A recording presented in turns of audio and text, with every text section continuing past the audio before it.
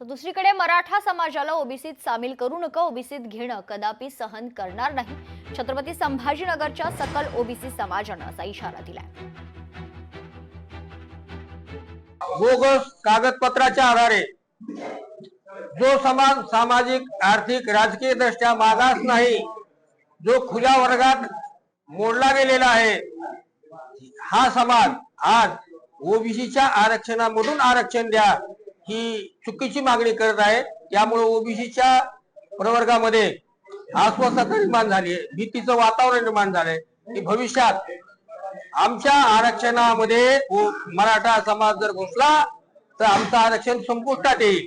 मराठा समाजाच्या विरोधात आहोत, कारण हा सत्ताधारी राहिलेला समाज आहे.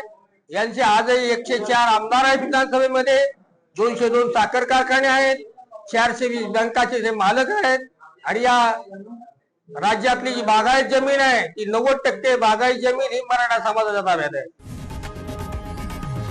लोकशाही मराठी ऐका, पहा, जागरूक रहा.